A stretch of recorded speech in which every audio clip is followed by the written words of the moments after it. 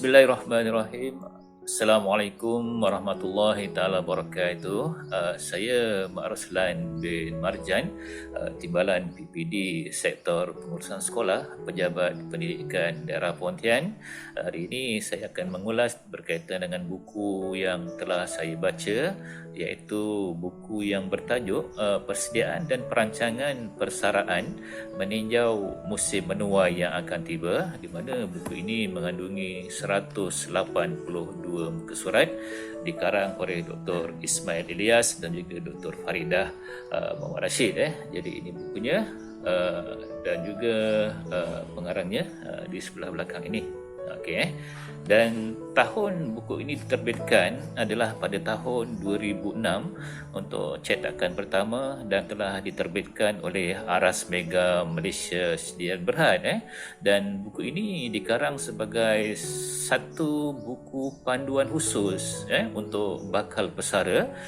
Ianya berdasarkan pengalaman kajian kedua-dua pengarang berkaitan dengan persaraan, di mana pengarang telah berjaya menggubal satu program persediaan persaraan untuk bakal pesara perkhidmatan awam, dan isu yang disentuh termasuklah aspek keuangan, kesihatan, kegiatan masa lapang, psikologikal dan perhubungan sokongan sosial semasa bersara. Dan secara keseluruhannya, bila saya baca buku ini cuba membawa bakal persara memikir, menilai dan membuat persediaan persaraan yang lebih teratur dan praktikal. Ini semata-mata untuk menjamin kehidupan pada masa bersara kelak, di samping mendapatkan kepuasan hidup yang tinggi dan masih produktif. Dan skop perbincangan dalam buku ini tertumpu kepada persoalan tahap pengetahuan persara, sikap terhadap persaraan, seterusnya perancangan persaraan, sehinggalah ke masalah psikologikal persaraan. Semoga bakal pesara akan membuat persediaan dan perancangan persaraan dengan lebih serius dan praktikal.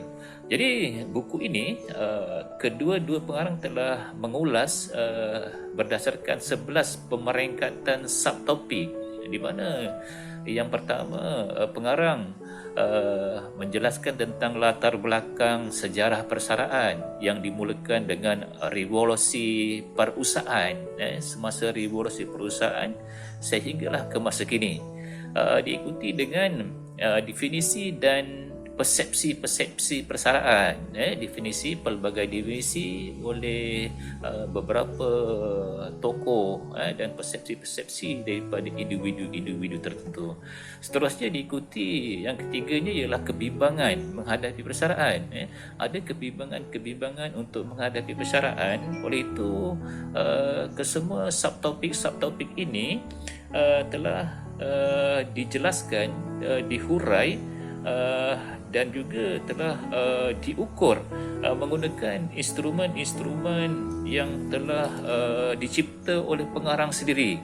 Antaranya ialah Indeks Persediaan Persaraan Ismail ataupun ringkasnya IPPI, dan juga instrumen-instrumen lain yang telah dicipta oleh pakar-pakar, tokoh-tokoh sebelum ini. Dan yang keempat, mengapa persediaan dan perancangan persaraan itu sangat perlu? Kenapa perlu perancangan dan juga persediaan kepada pesara?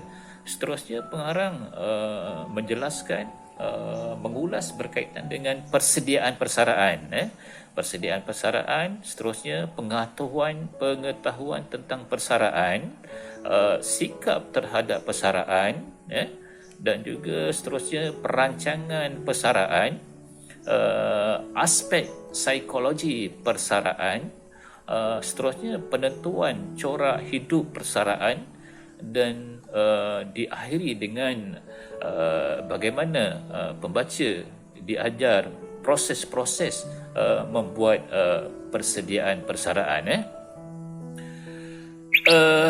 Jadi sebagai penutup dalam buku ini, pengarang telah menegaskan lagi bahawa sekiranya perancangan persaraan mengambil kira soal-soal faktor diri sendiri, faktor pasangan hidup sama ada suami ataupun isteri, anak-anak, masyarakat dan negara, maka boleh dikatakan anda mempunyai satu persiapan yang konkret dan praktik untuk bersara. Dan pengarang percaya sekiranya bakal bersara membaca dan memahami kandungan buku ini, maka ia akan dapat membantu merancangkan satu penghidupan yang sempurna pada masa persaudaraan.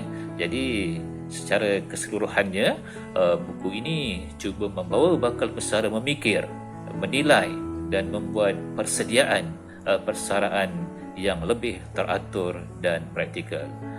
Ini semata-mata untuk menjamin kehidupan semasa bersara kelak, di samping mendapat kepuasan hidup yang tinggi dan masih produktif. Jadi itu saja ulasan daripada saya. Sekian, Assalamualaikum warahmatullahi taala wabarakatuh.